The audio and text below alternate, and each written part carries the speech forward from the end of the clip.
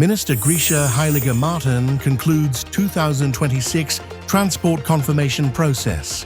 Enforcement phase begins. The collectivity of Saint Martin congratulates the young cyclist Astan Benitez. Minister Patrice Gums announced that the ministry will commence with island-wide road repairs. MP Lacruz calls for national assessment on whether pensioners can still afford to live.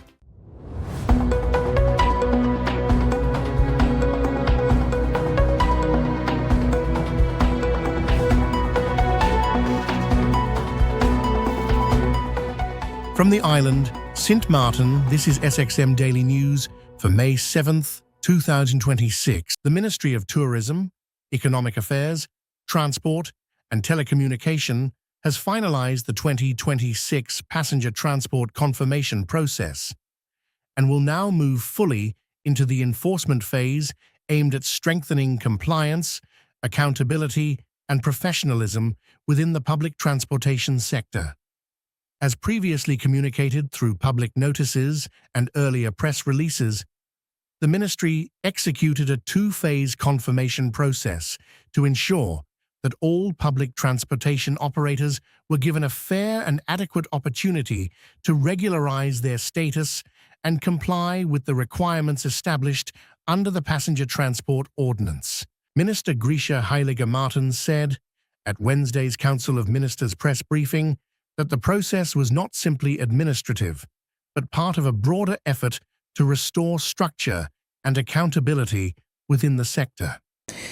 The Ministry of TIAT is now approaching the official closure of the 2026 passenger transportation confirmation process. The Ministry of Economic Affairs, Transportation is urgently reminding all public transportation permit holders that the extended deadline for the submission of confirmation letters remain this coming Friday, May 8, 2026. Permit holders are strongly encouraged to complete their confirmation process without further delay, and the online registration portal will remain accessible until 11:59 p.m. on May 8, 2026, this coming Friday. As previously communicated through public notices and press releases, the ministry implemented a two-phase confirmation process to ensure that all operators were given a fair and reasonable opportunity to regularize their status and comply with the requirement established under the Passenger Transport Ordinance. This process was never intended to be merely administrative. It is part of a broader effort to restore structure, accountability, fairness, and professionalism within the public transportation sector. Public transportation permit holders are not simply license holders. They're part of a regulated national transportation system and are expected to operate responsibly, professionally, and in compliance with the law. And this includes operating within the conditions of their permit, maintaining valid operational documentation, ensuring vehicles meet the required standards, providing safe and reliable service to residents and visitors, and contributing to a more organized and accountable transportation network. The ministry also reminds operators that failure to complete the confirmation process may result in enforcement actions, including further review of permit status and possible revocation process for non-compliant operators. Today, I want to provide the public with a clear picture of where the sector currently stands. So permit holders, the bus permit holders on file as we speak is 354. And in 2025, after the confirmation, we looked at 138 incompliant. This year, up to date, up to a few days ago, 2026, 127. Taxis, permit holders that are on file, 683. In 2025, 455 were incompliant, and up to date, 400. The touring and car are the G plates. They are 149 registered, of which only 49 was incompliant in 2025, and about 40 thus far in 2026. Car rental company registered 28 car rental companies. Last year I wasn't able to get their numbers, but 35 were are in compliance. So that means a few were not in compliance, which is a strange number, but it's something we're going to we have to look into. So the figures demonstrate a significant gap between permits and on file and operators who completed the required confirmation process. The ministry therefore wishes to make one point absolutely clear. Payment alone does not grant authorization to operate. I'm going to repeat it again. Those of you that paid, that did not complete your confirmation process, payment alone does not grant authorization to operate. Operators who may have paid fees but failed to complete the confirmation process are not considered fully compliant. The confirmation letter is what validates the right to legally operate for the year. So without this process, the system becomes unregulated, unfair to compliant operators, and potentially unsafe for public. So what happens next? Effective immediately, the ministry will transition fully into enforcement phase. Operators who fail to comply within the established time frame may now face permit review, suspension of revocation procedures, increased roadside inspection, enforcement actions under applicable regulations, referral into the new permit review framework under the upcoming Public Transportation Committee. This marks a clear shift from facilitation to accountability. The ministry is also continuing the development of a more structured transportation framework through coordinated oversight between the Inspectorate of Economic and Transportation Affairs, IATA, the Transport Control Unit, and the soon-to-be established, I think already established, PTC, which is the Public Transportation Committee.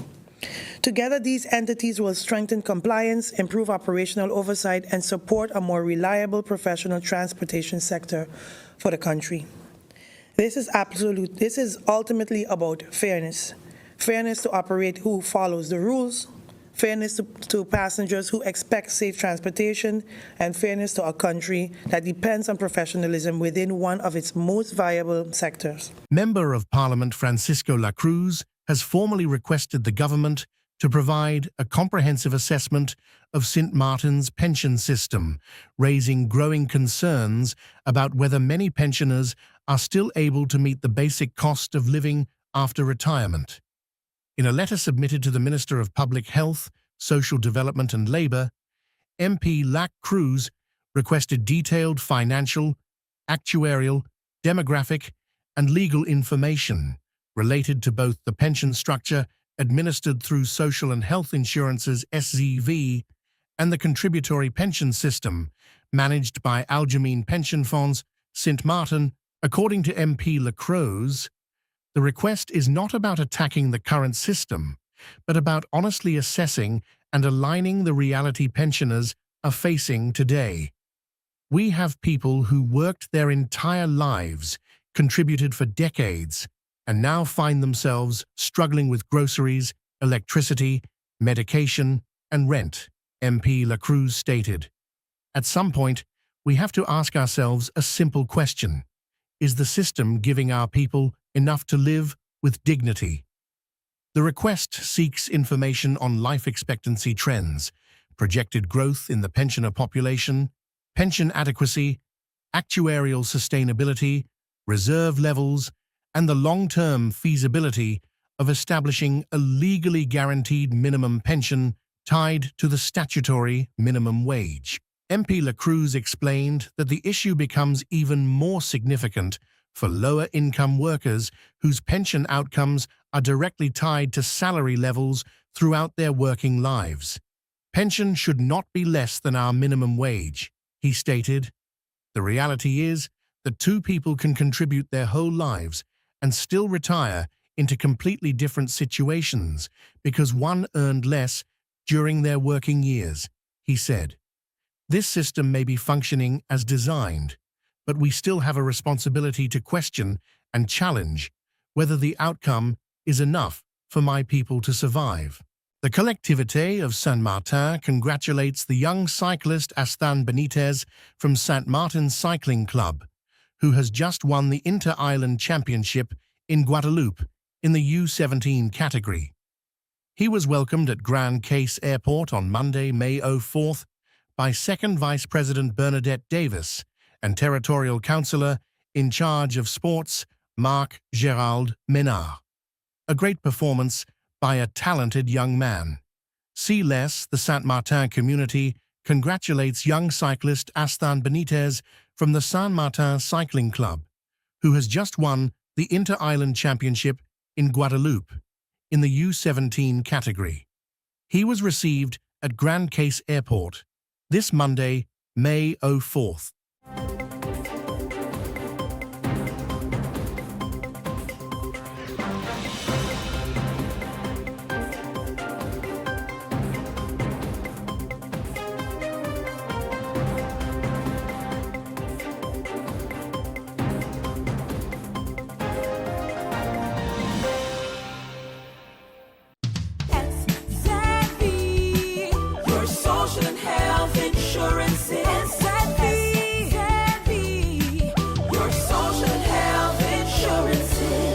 Are you SXM insured?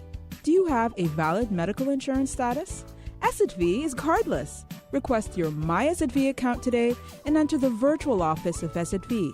Go to sxv.sx and sign up now. SXM, yeah. Your social and health insurances.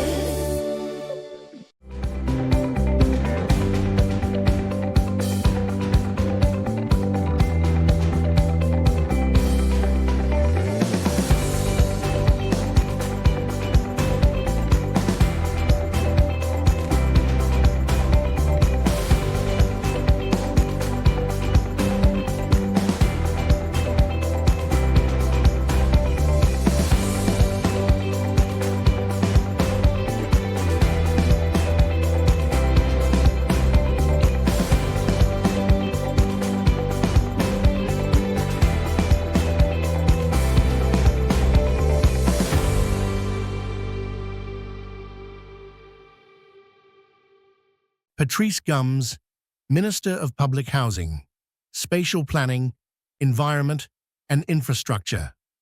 Speaking at the press briefing on Wednesday, I am pleased to announce that the ministry will commence with island-wide road repairs next week, Monday, May 11th. I want to thank the public for their patience and continue to exercise caution when using the roads. I invite you to pay attention to our social media pages as well as printed media for further details. I want to continue by addressing the issue of garbage. I will see it again.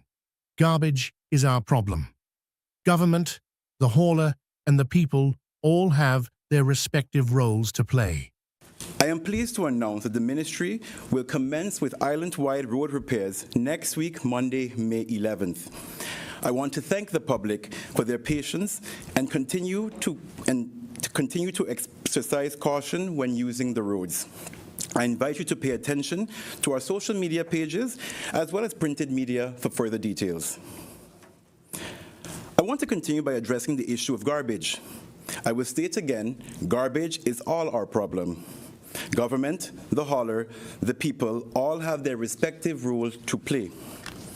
In the past few months, I've recognized that while the haulers and government are actively working to do our part, the belief seems to be that garbage put anywhere becomes the responsibility of government, and this is not the case.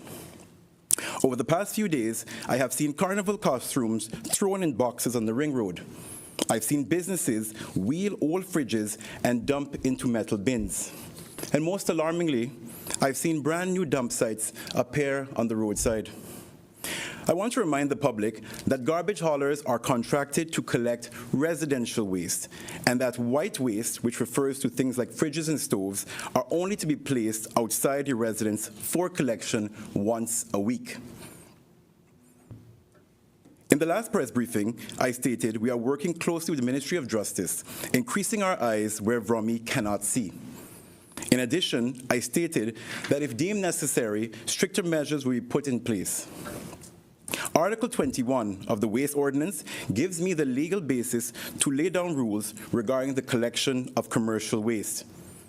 Commercial waste continues to be illegally dumped in residential bins and disposal sites, rapidly filling bins, making neighborhoods dirty, and disproportionately raising collection costs.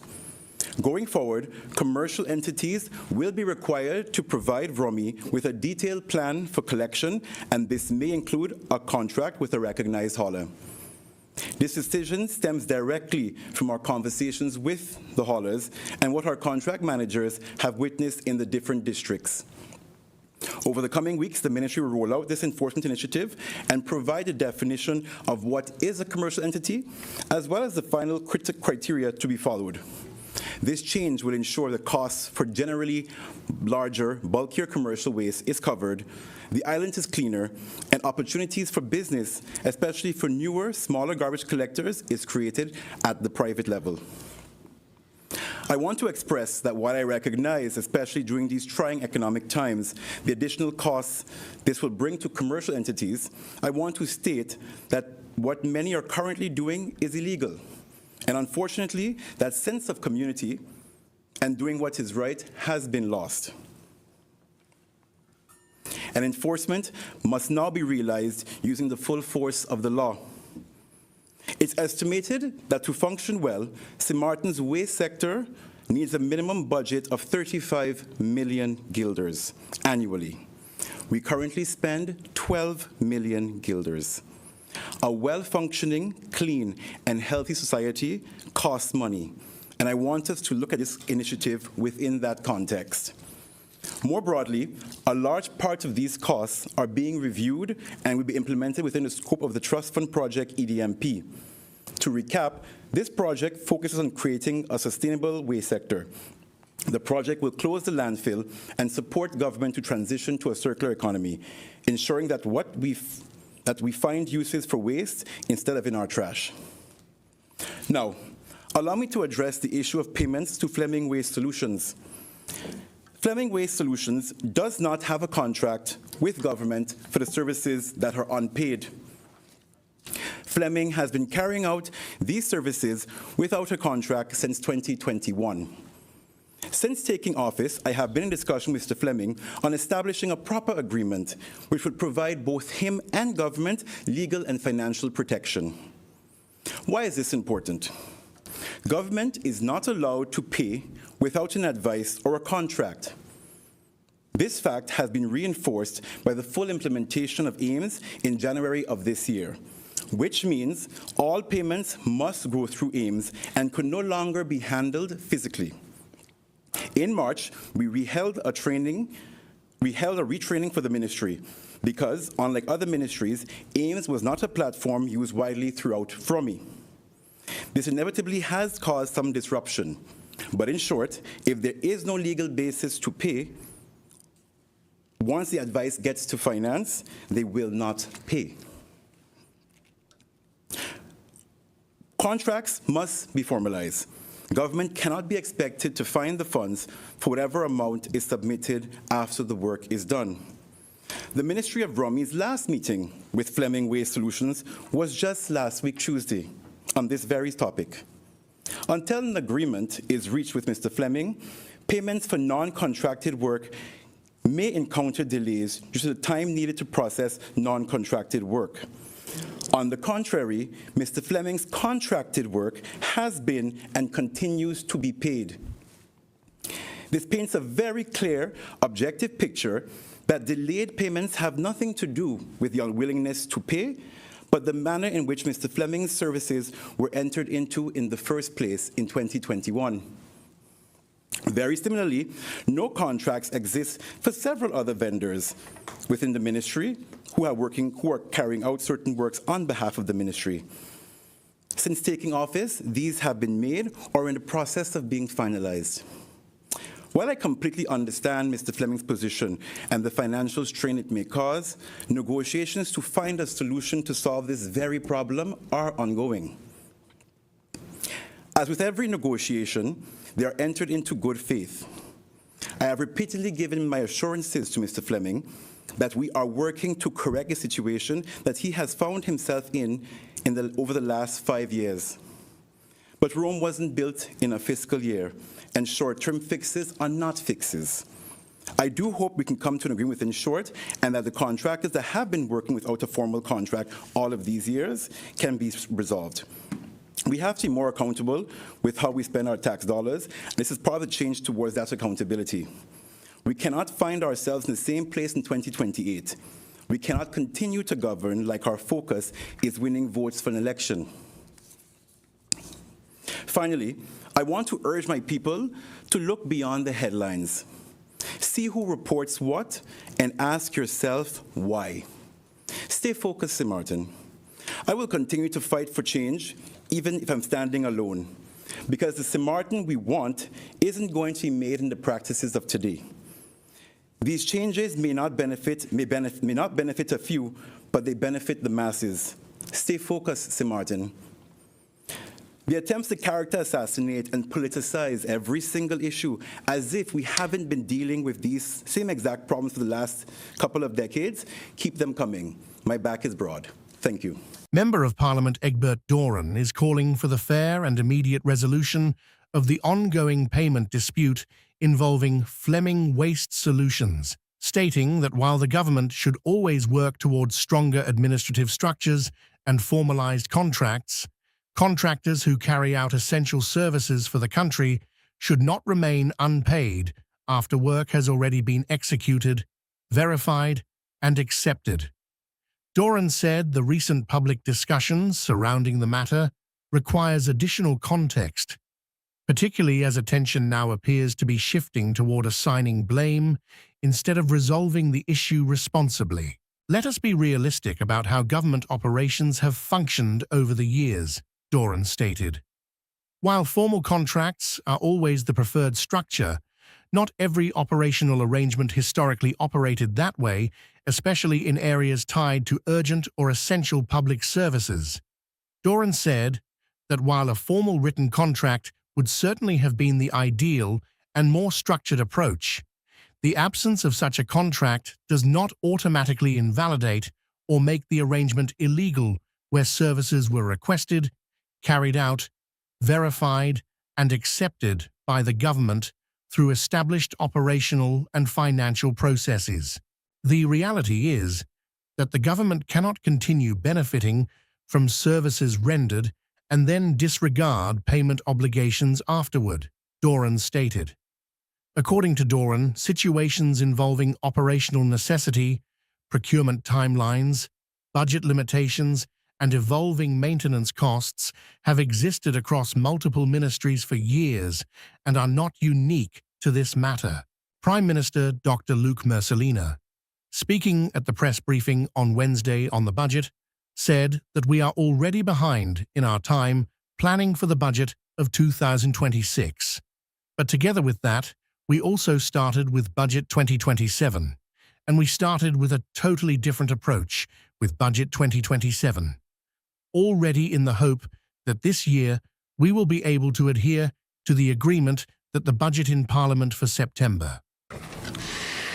One of the priorities, of course, of the government is, of course, for us to get the budget approved in Parliament. We are already behind in our time planning for the budget of 2026.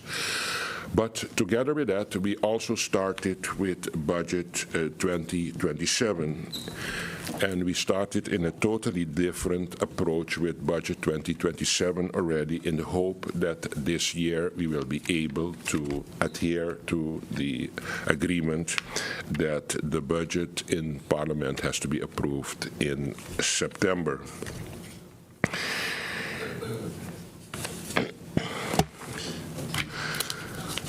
This year, of course, the reality is that we are again faced with a delay of Budget 2026. The 2026 national budget is still pending at this particular moment. It's by the Council of Advice. We have, of course, first of all, submitted late the Budget 2026, and now it is by the Council of Advice. We are waiting on their feedback, and after that we will have to make another rapport, as we say, and then it will be submitted to Parliament. Under the leadership of the Ministry of Finance and with support of the Temporary Work Organization, what we call the TWO, preparations are already well underway for the approach of the preparation of Budget 2027. The Council of Ministers has approved financial ceilings per ministry and established 3 policy priorities per ministry as part of a policy-based budgeting approach. All ministries will be required to submit their draft budgets and explanatory notes. And I can assure you that General Affairs already submitted their part in preparation for Budget 2027. Other priorities that we have for General Affairs in 2026 and also for 2027 is, of course, the continuation of the strengthening of the public administration, shared services, particularly in areas such as personnel and organization, P&O, legal affairs, that's our JZNW, and also facility services across government. A second attention point that will continue to be in 2026 and 2027 for our budget is the promotion of national development and regional integration, including, of course, closer collaboration with the Kingdom and cross-border initiatives for our neighboring Saint-Martin. And thirdly, advancing long overdue investments in disaster management and crisis response, including essential equipment for the fire department and strengthening of the Office for Disaster Management. One of the biggest challenges we have still is the equipment of our government with enough professionals. That remains a national challenge for St. Martin, but it is a mundial challenge actually to actually enhance the professional treasuries of country, and for sure St. Martin. We are in close collaboration with TWO to see how also they can assist us with the recruitment of professionals to enhance our services to the people of St. Martin.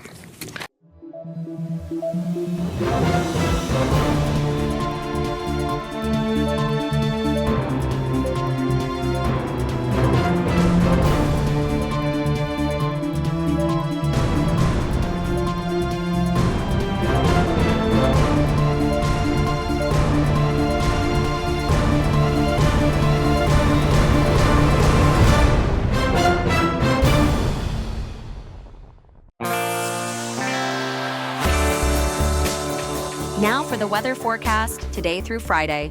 Midday, partly cloudy with a brief shower possible. Surface winds today through Friday midday, east-northeasterly to easterly with a light to gentle breeze at 5 to 10 m/s. State of the sea, smooth to slight. Waves, swells up to 4 feet. Outlook through Saturday midday, fair to partly cloudy with brief local showers possible. And now your 3-day forecast.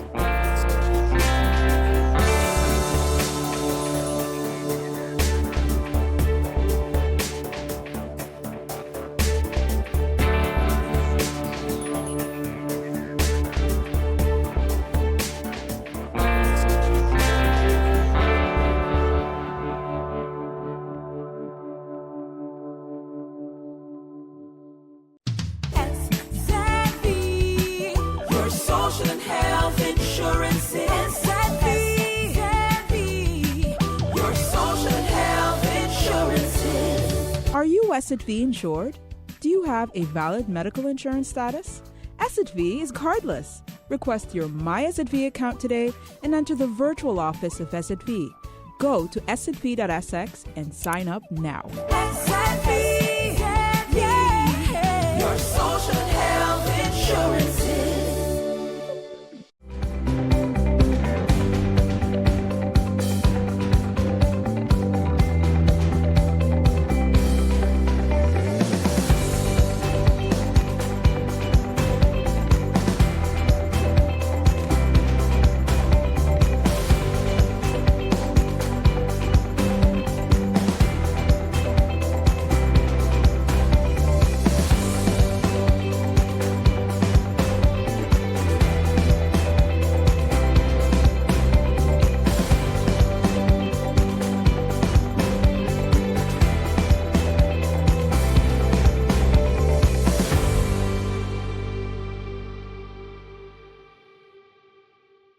Venezuela has formally told the International Court of Justice in The Hague that it does not recognize the court's jurisdiction in its long-running territorial dispute with Guyana over the oil-rich Essequibo region.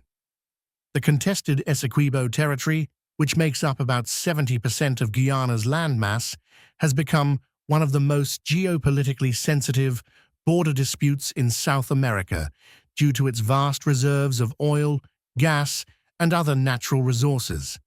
The area also includes offshore waters, where major oil discoveries have transformed Guyana into one of the world's fastest-growing oil producers. Guyana brought the case before the ICJ in 2018, seeking confirmation of the 1899 arbitral award that established the border and granted the territory to what was then British Guiana. Venezuela, however, maintains that the agreement was fraudulent and invalid, arguing that the matter should instead be resolved through direct bilateral negotiations under the 1966 Geneva Agreement. During this week's hearings in The Hague, Venezuelan representatives reiterated their rejection of the court's authority to decide the case, despite the ICJ having already ruled in earlier procedural decisions that it has jurisdiction to hear Guyana's claim. Guyana, in turn, argues that Venezuela's continued claim over the territory threatens its sovereignty, peace, and economic development. Tensions between the neighboring countries have escalated sharply in recent years, particularly after major offshore oil discoveries near the disputed region. The issue has become even more sensitive amid political changes in Venezuela and increasing regional concern over stability. The World Court is expected to issue a final ruling later this year. While ICJ decisions are legally binding, enforcement depends on international political mechanisms, including possible action by the United Nations Security Council.